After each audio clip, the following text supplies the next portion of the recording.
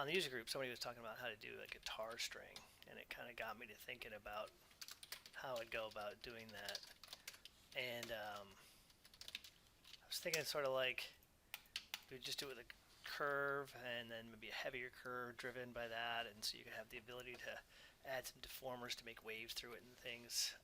So what I'm going to do here is just make a low res curve, and then what I'm going to do is make a higher res curve.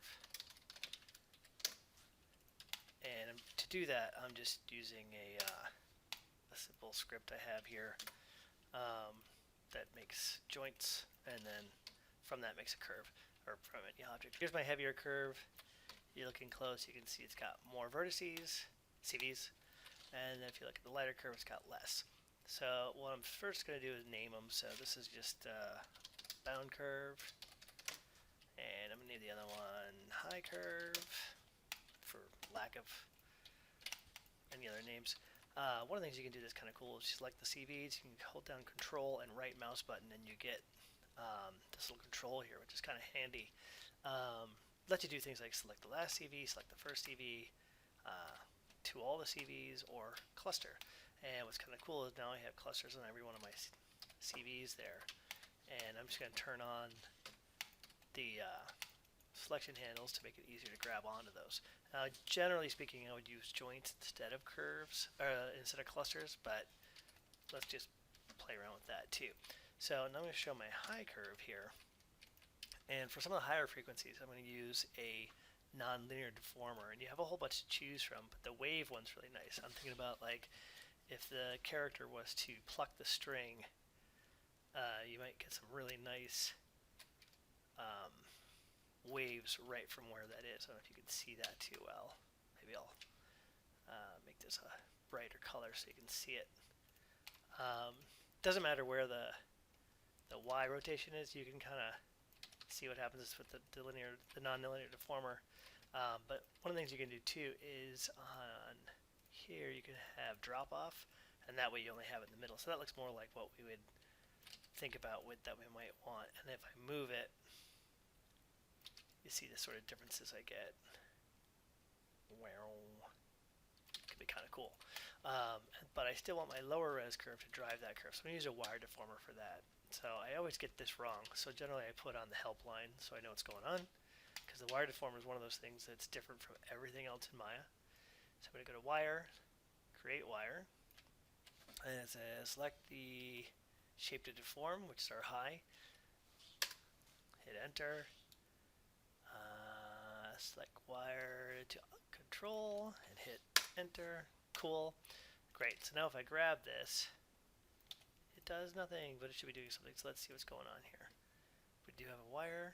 Okay. If I pull that up, it should move it. Let's see what's going wrong. Oh, it's just my drop-off distance was not good.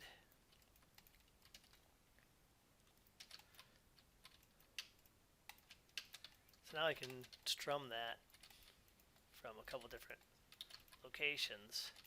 Let's see if I turn it on its side. And then also I still have my wave deformer here to affect it as well. So do something like that.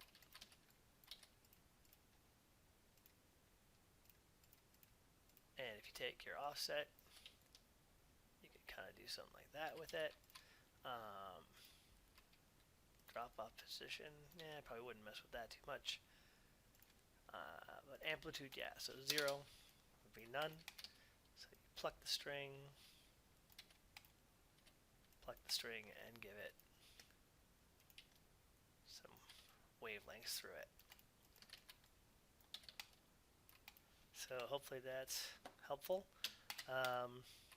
Outside of that, I would probably just throw some controls on it. Doesn't really matter what they are. So now you can. Now the thing about clusters, which is why I don't use them a lot, is you notice that my curve has gone away. And that's partially because it thinks they've been moved. See how it has 2.5 on there? So when you parent them, sometimes they'll do that to you. So I'll just redo my script here, and I'll group them when I parent them. But I probably still won't get a movement, and that's because clusters also really only move. Hey, what? I screwed up again?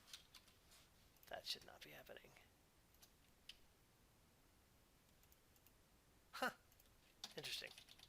One more time. Oops.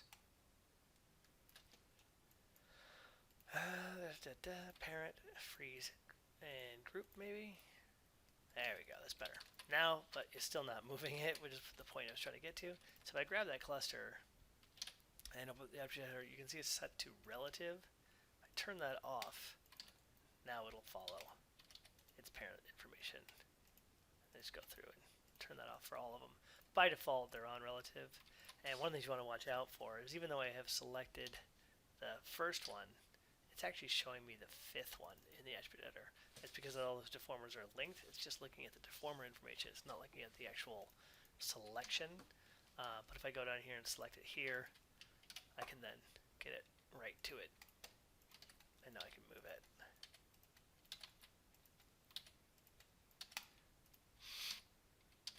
And if I want to be tricky, I can add, you know, a wavelength on there. So what are the controls? We've got amplitude and wavelength. Sounds good. So I'll grab that center one. I'll say amplitude. 0 to 10 is good. And then wavelength. I'll leave that at 0. Maximum will probably ever be like 1. Let's take a look. I'm at 0.25 right now. I don't know. We can go up to like 10 as well on that. So go back to this. One of the things that kind of sucks about the add attribute is if you deselect whatever you're controlling. So let's say we put length. I'm not going to spell it right because if I select something else and go back, I've lost that. Just something to be aware of. And now I'll just connect my wavelength to the wavelength of the wave deformer using the connection editor, and amplitude to amplitude. So now this control has amplitude on there. So I'll just, oops, I dropped it. There we go, I'll bring that up and give it some wavelength.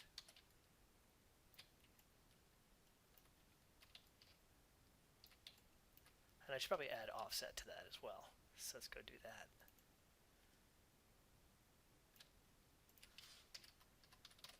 That I won't give a min-max, I'll just leave it at 0. Again, I'll go to my connection editor and connect that to the offset. And let's see how that works. So now if I take my offset, oh yeah, that looks really good.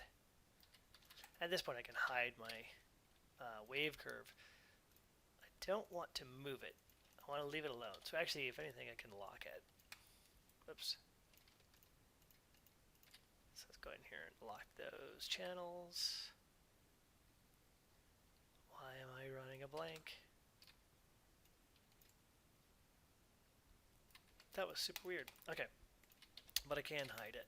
And now if I grab all my curves, all my curve controls here, and move my curve, you'll see that it's not changing my wavelength. So if my guitar string's actually over here, and I pluck that string, and I want to offset it, I can do that. There are some other things in your wave. I thought there was a there's a min and max radius, so you can actually see as I bring that up, the center stops doing anything. So if you wanted to like fan the wave out, you can do that. There's also a drop-off position so you can change what it is, but I'm not going to change that either. But yeah, I think that should be interesting. Kind of do what you might be looking for. Oh, and then the last thing, put those back to 0, turn these guys off, is that you probably want to have something to render. So you can render with AI curves, but in this case, what I'm going to do is just do a simple tube along there. So I'll create a cylinder, turn it over, and I almost always do like 6 or around there. It doesn't really matter.